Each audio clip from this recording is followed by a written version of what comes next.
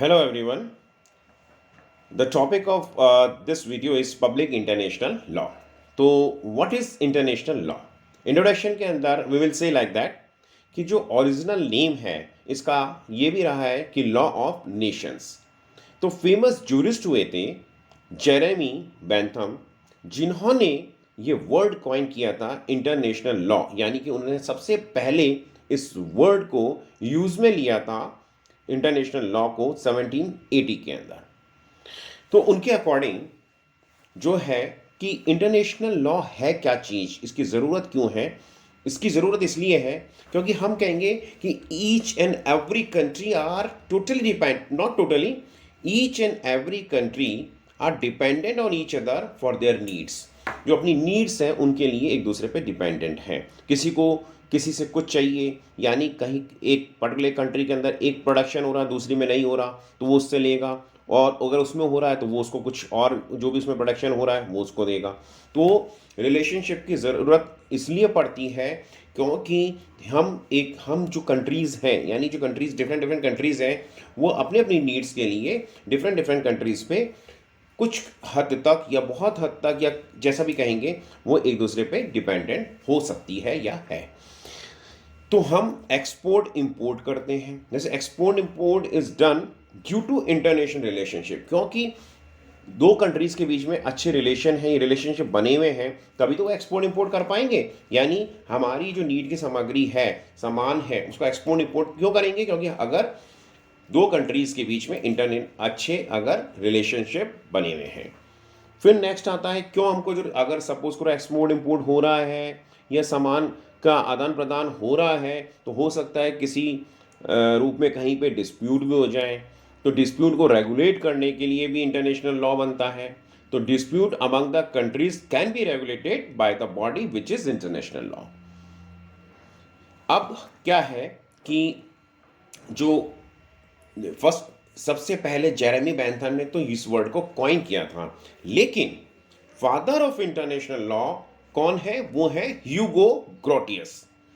तो next point आता है कि जैसा मैं आपको बता रहा था कि पीस को मेंटेन करने के लिए कंट्रीज के बीच में इंटरनेशनल लॉ की ज़रूरत पड़ी.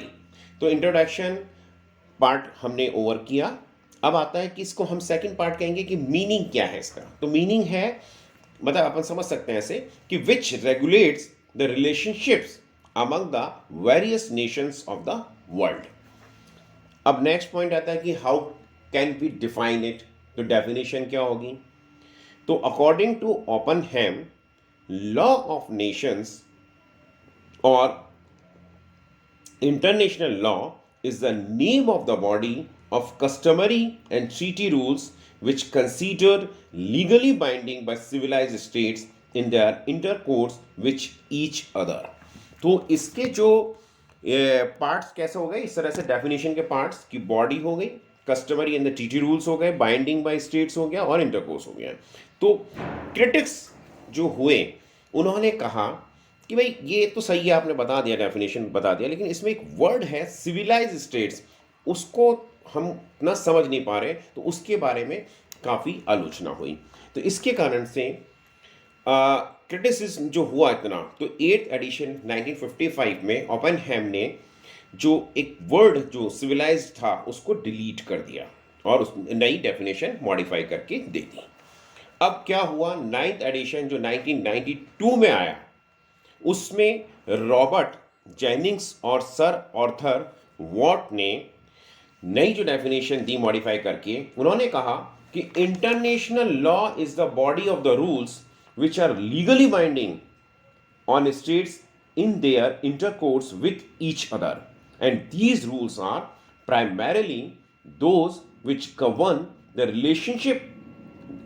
the relations of a state, but states are not the only subjects of the international law, international organization, and to some extent also individuals may be subject of the rights conferred and duties imposed by the international law.